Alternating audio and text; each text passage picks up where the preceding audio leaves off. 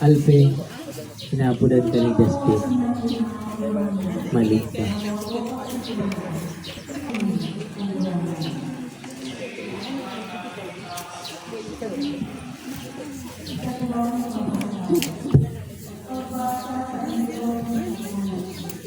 Ikakagsarong istasyon, si Jesus ipinako sa krus, sinasamba sa minamamita ng gurangan.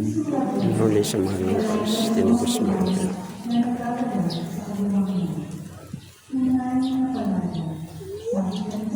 Tataramon kan Diyos, kan makaabot na sila sa lugar na inaabot bungo, duman ipinapo ninda siya sa krus, asin mga kriminal, saro sa wala, saro sa too. Alagad si Jesus nagsasabi, Ama, patawadan sinda, taday ninda aram ko nanong ang ginigibo ninda. Paghurot-hurot.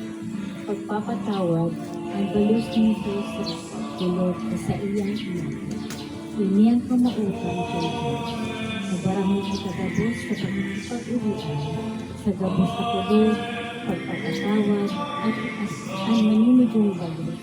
Sa lampang pagpapasaluin, pagpapatawad, pagpapatawad asin manibugto.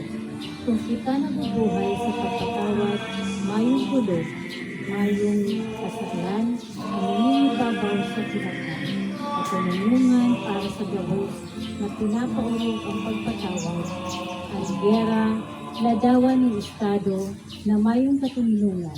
Ini, mayong maray na idudulog sa katawungan hindi pagbawasan ng tiwala at kaasuhan.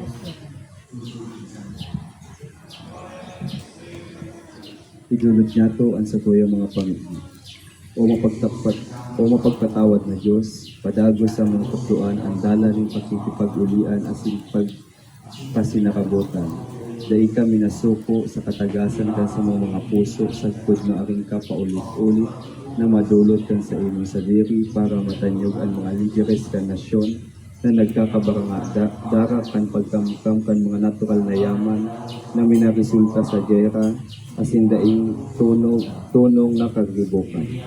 Lugod kagurangnan, mahiro ang mga puso kan lambang lider kan mga nasyon, tanganing ribayan ang mga badil, asin gamit panggera, ng mga armas ng pagkamuot, hugos ng pagkasararo, asin kamot ng pagtindog ng sarong tuminong na pinakban. Amen. Kamurawayan sama, asin sa aki, asin sa Espiritu Santo. Sunod ang pag-ibig.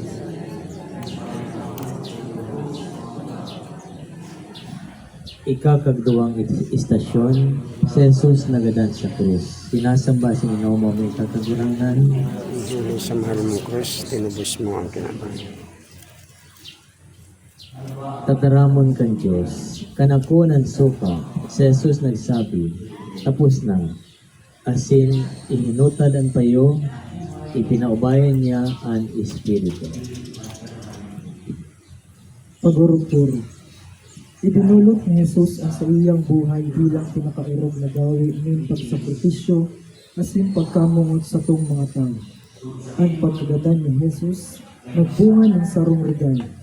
Iyo ang pagtubos kang sa tong mga kasilan, ang sa iyang pagkagadan bako sana sa mga tanos kundi para man sa mga parakasaya. Mga dai nagtutubod sa iyo, mga taong nagtutumang sa sindahan, asin mga dai na kamansay kang liwanag kang Ebanghelyo.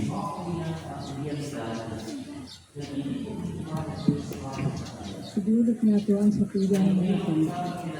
Si Jesus na palatubos, ang pagdusay mo kung sa imong buhay ilang sa Diyos, nagtaos sa mo ang regalo ng Diyos mo na buhay at ang bagong relasyon sa Ama.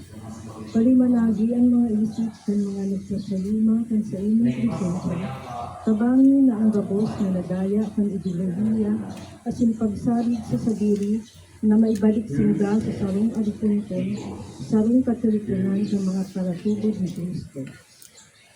Lugod ang sa imong paggagadan, maginit sa natanyugon asing putawon, ang mga tawong nagtuturog sa pagtubod asing namamati, lasingdan nalilingawan kang simbahan.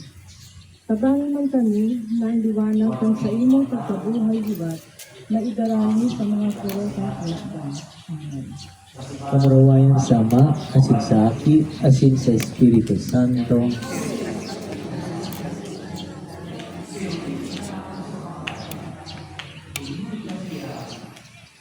Ang 15 minutos po, pwede